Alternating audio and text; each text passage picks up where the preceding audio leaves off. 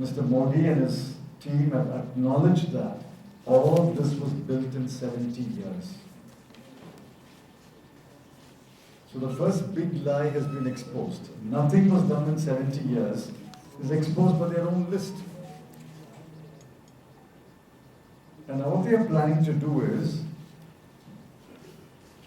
dispose of these assets built over 70 years. They call it monetization. Just as the word demonetization was propagated throughout the country thanks to Mr. Narendra Modi's foolish decision of 2016. Now they are trying to publicize the word monetization.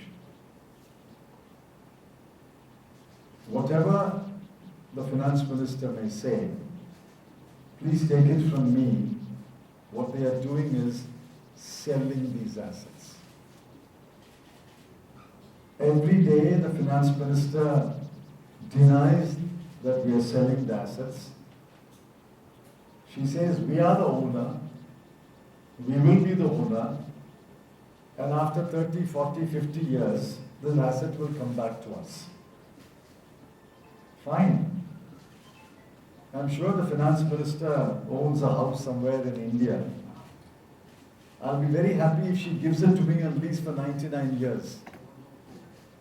She can hang on to a piece of paper saying she's the owner, but I will live in that house for 99 years.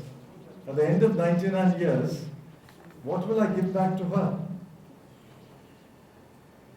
Suppose I don't maintain the house, I don't paint the house, I don't repair the house. At the end of 99 years, what will she get back? That is what's going to happen to these assets. When you privatize an asset, you sell it, someone buys it, he's the owner. So he's responsible for maintaining it, for repairing it, for upgrading it, and for renewing it. But if he is not the owner, and if he has to return it after 50 or 60 years, what is his interest in maintaining that asset? There is a word in economics, asset stripping. Asset stripping. That is what's going to happen here. Even if assets are not stripped, it will not be maintained, it will not be repaired, it will not be upgraded, it will not be improved. At the end of 40, 50, 60 years, what the government will get back is a fully depreciated asset. A fully depreciated asset. There will be no value to it. But the finance minister and the prime minister know that they will not be around after 50, 60 years to answer the question, which is why they are doing this.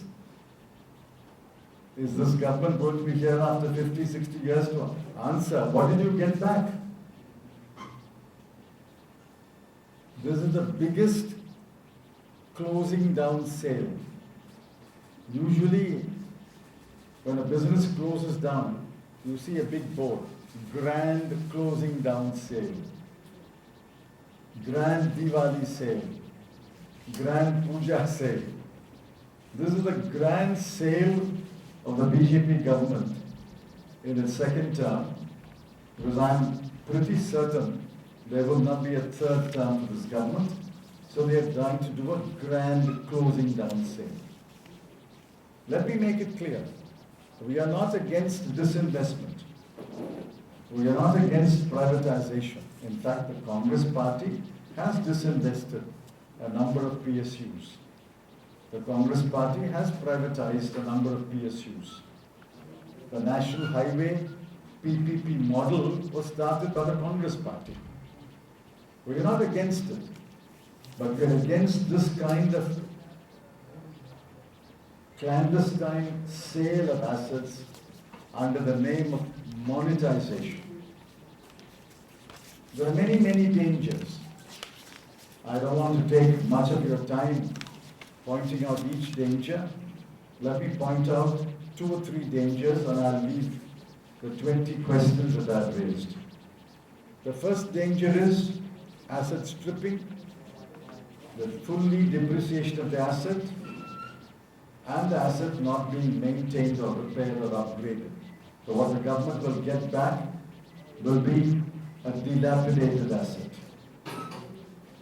The second danger is monopoly. We already are seeing it. Who's getting the ports? Who's getting the airports?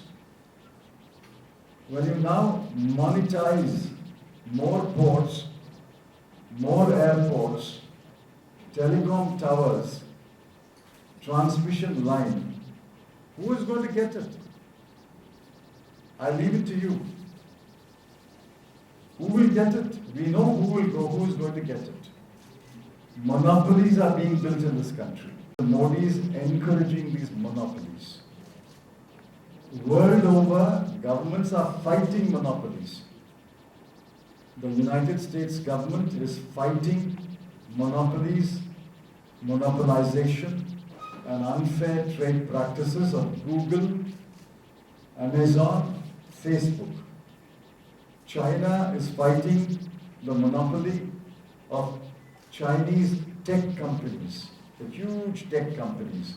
South Korea is fighting the chaebols. We are going in the opposite direction. We are encouraging monopolies, we are paving the way for monopolies. That is the second danger. The third danger is jobs. Go through that document. Does it anywhere say that the current level of employment will be maintained? Does it anywhere say if currently the policy of reservation applies to that PSU, that will be maintained?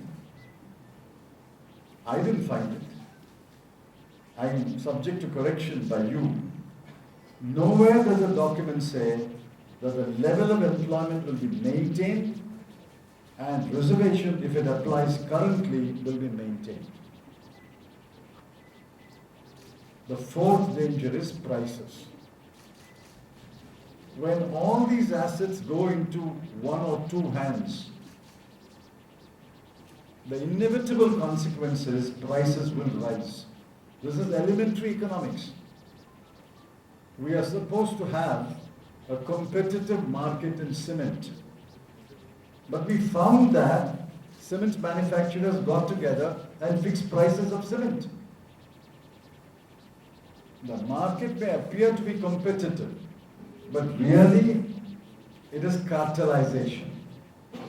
When all these assets are owned by one or two or three people, there will be cartelization. There will be price fixation. Prices will rise. All that has been built in 70 years, they are trying to palm it off to a few hand-picked business houses in the next 12 to 24 months. The people must be aware of this danger, and the people must raise their voice against this danger. There are a number of questions. The most important question is nobody was consulted on this policy. They did not float a consultation paper. They did not invite the trade unions for a discussion. They did not invite political parties for a discussion. This was not announced in Parliament. There is no debate in Parliament. And take it from me, there will never be a debate in Parliament. They will not allow a debate in Parliament. Just as they did not allow a debate in Parliament on the farm laws, on Pegasus, they will not allow a debate in Parliament. Some excuse or other, they will shut out the debate in Parliament.